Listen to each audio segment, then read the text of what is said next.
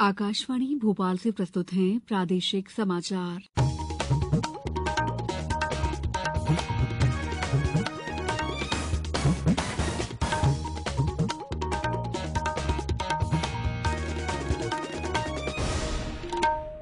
नमस्कार, समाचारों के साथ मैं दीपा सिंह।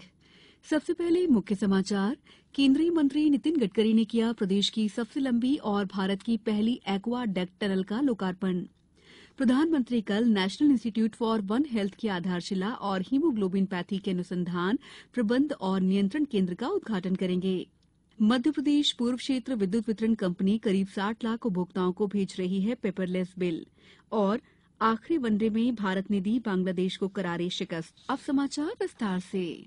केंद्रीय परिवहन मंत्री नितिन गडकरी ने आज प्रदेश में 1004 करोड़ रुपए की लागत से बनी मोहनिया टनल का लोकार्पण किया। इस अवसर पर मुख्यमंत्री शिवराज सिंह चौहान भी मौजूद थे। राष्ट्रीय राजमार्ग 39 पर बनी ये सुरंग प्रदेश की सबसे बड़ी और सबसे लंबी टनल है। ये भारत की पहली एक्वा डक्ट है। इसके ऊपर बाणसागर नहर और रोड बना हुआ है।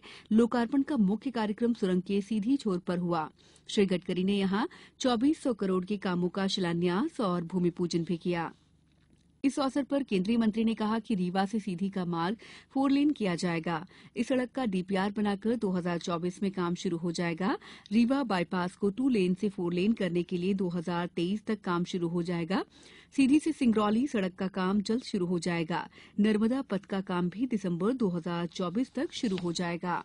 इससे पहले मुख्यमंत्री शिवराज सिंह चौहान ने कहा कि अमरकंटक से लेकर गुजरात की सीमा तक नर्मदा परिक्रमा पथ तैयार किया जाए।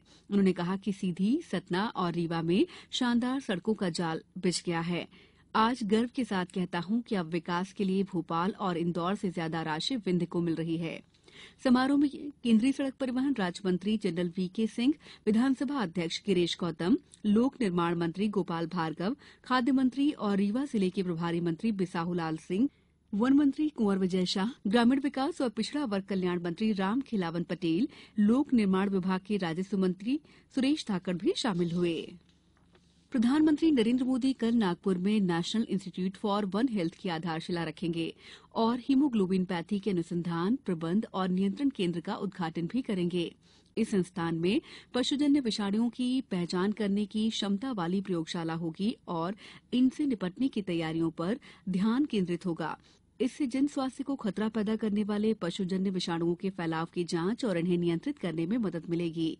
मंत्रालय ने कहा कि मध्य भारत के विदर्भ क्षेत्र में विशेष रूप से जनजातीय आबादी में सिकल सेल का बहुत प्रभाव है।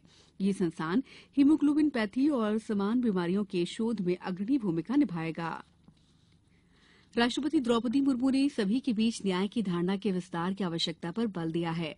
उन्होंने कहा कि संवेदनशीलता और करुणा मानवाधिकारों को बढ़ावा देने की कुंजी है।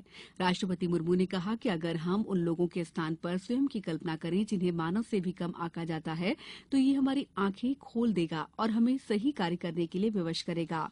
आज नई दिल्ली में 74वें मानवाधिकार दिवस समारोह को संबोधित करते हुए राष्ट्रपति मुर्मू ने कहा कि स्वर्णिम नियम है कि दूसरों के साथ वैसा ही व्यवहार करें जैसा आप स्वयं के लिए चाहते हैं।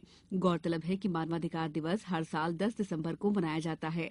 इस वर्ष का विषय है सभी के लिए गरिमा, स्वतंत्रता और न्याय। विश्वविद्यालय अनुदान आयोग यूजीसी सोमवार तक 4 वर्षीय स्नातक कार्यक्रम की घोषणा कर देगा। ये कार्यक्रम शैक्षणिक वर्ष 2023-24 से उच्च शिक्षा संस्थानों में अपना लिया जाएगा। 4 वर्षीय स्नातक कार्यक्रम में स्नातक डिग्री को अलग अलग भागों में बांटा गया है और छात्रों को अलग अलग समय में कार्यक्रम में दाखिला लेने और कार्यक्रम से बाहर होने का विकल्प दिया गया है। यूजीसी के अध्यक्ष प्रोफेसर जगदीश कुमार ने बताया कि जो छात्र अभी 3 वर्षीय स्नातक कार्यक्रम में पढ़ाई कर रहे हैं, उन्हें भी 4 वर्षीय स्नातक कार्यक्रम में पढ़ाई की अनुमति दी जाएगी। समाचारों में वक्त है ब्रेक का। ये समाचार आप आकाशवाणी भोपाल से सुन रहे हैं। हमारे समाचारों को अब आप कभी भी और कहीं भी अपनी सुविधा के अनुसार सुन सकते हैं। ये समाचार बुलेटिन यूट्यूब, ट्विटर और फेसबुक पर AIR न्यूज भोपाल पेज पर सुने जा सकते हैं। इसके अलावा आप हमारी वेबसाइट newsonair.nic.in पर या फिर AIR न्यूज ऐप पर भी समाचार सुन सकते हैं। ब्रेक के बाद समाचारों में आपका एक बार फिर स्वागत है। पर्यावरण के अनुकूल और त्वरित बिल प्रदान करने के उद्देश्य से मध्यप्रदेश पूर्व क्षेत्र विद्युत वितरण कंपनी द्वारा उपभोक्ताओं के मोबाइल पर एसएमएस के माध्यम से बिल दिए जा रहे हैं। कंपनी क्षेत्र के 20 जिलों के लगभग 65 लाख बिजली उपभोक्ताओं में से लगभग 60 लाख 45 हजार उपभोक्ताओं को उनके रजिस्टर्ड मोबाइल नंबर पर मैसेज के साथ लिंक भेजी जा रही है। जबलपुर शहर के 3 लाख 68 हजार से ज्यादा उपभोक्ताओं में से करीब 3 लाख 62 हजार उपभोक्ताओं को मोबाइल पर बिजली बिल भेजे जा रहे हैं। मात्र 6,118 उपभोक्ताओं के मोबाइल नंबर रजिस्टर्ड नहीं है। पेपरलेस बिजली बिल योजना की सुविधा प्राप्त करने के लिए उपभोक्ताओं को मोबाइल नंबर दर्ज करवाना और परिवर्तित मोबाइल नंबर को अपडेट करना आवश्यक है। मध्यप्रदेश विधानसभा का शीतकालीन सत्र 19 दिसंबर से शुरू होगा। ये सत्र 23 दिसंबर तक चलेगा। एक सप्ताह के सत्र के दौरान 5 बैठकें होंगी। द्वितीय अनुपूरक बजट भी सत्र में आएगा। इसी बीच प्रदेश कांग्रेस विधायक दल की बैठक 18 दिसंबर को होगी। कांग्रेस प्रदेश अध्यक्ष कमलनाथ के बंगले पर होने वाली इस मीटिंग में सरकार को घेरने की रणनीति बनाई जाएगी। बैठक में रोजगार और किसान समेत कई विषयों पर चर्चा की जाएगी। प्रवर्तन निदेशालय ने कोयला घोटाला मामले में छत्तीसगढ़ की उप सचिव सौम्या चौरसिया, भारतीय प्रशासनिक सेवा अधिकारी समीर बिश्नोई और अन्य से संबंधित 152 करोड़ रुपए की जल और अचल संपत्तियां अस्थायी रूप से कुर्क कर ली हैं। संपत्तियों में नकदी, आभूषण, फ्लैट और छत्तीसगढ़ में भूखंड शामिल है। जांच में पिछले 2 वर्षों में 540 करोड़ रुपए की उगाही का पता चला है। बैतूल जिले के मांडवी गांव में बोरवेल में गिरे तन्मय को प्रशासन के अथक प्रयासों के बाद भी नहीं बचाया जा सका। मुख्यमंत्री शिवराज सिंह चौहान ने कहा है कि दुख की इस घड़ी में तन्मय का परिवार स्वयं को अकेला न समझे। राज्य सरकार की ओर से पीड़ित परिवार को 4 लाख रुपए की आर्थिक सहायता प्रदान की जाएगी। बांग्लादेश और भारत के बीच खेले गए तीसरे और अंतिम एक दिवसीय अंतर्राष्ट्रीय क्रिकेट मैच में भारत ने बांग्लादेश को 227 रन से करारे शिकस्त दी। हालांकि बांग्लादेश ने 2-1 की बढ़त बनाकर श्रृंखला अपने नाम कर ली। बांग्लादेश ने टॉस जीतकर गेंदबाजी का निर्णय लिया। पहले बल्लेबाजी करते हुए भारत ने ईशान किशन के पहले दोहरे शतक और विराट कोहली के शतक के फलस्वरूप 409 रन का विशाल स्कोर खड़ा किया। जवाब में बांग्लादेश की पूरी टीम 34 ओवर में 182 रनों पर सिमट गई। उधर विश्व कप फुटबॉल के क्वार्टर फाइनल में आज रात 8:30 बजे मोरक्को का मुकाबला पुर्तगाल से होगा। देर रात इंग्लैंड और फ्रांस आमने सामने होंगे। अब कुछ समाचार संक्षेप में।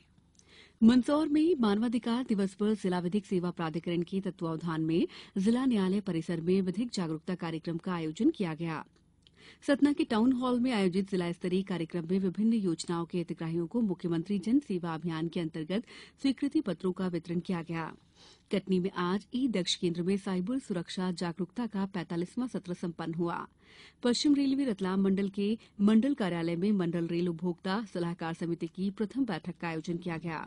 खरगोन में मुख्यमंत्री जनसेवा अभियान के अंतर्गत नियुक्त सभी अधिकारियों, सभी अनुविभागीय अधिकारी, राजस्व और सभी जनपद सीईओ की बैठक कल कलेक्टर कार्यालय सभागृह में होगी।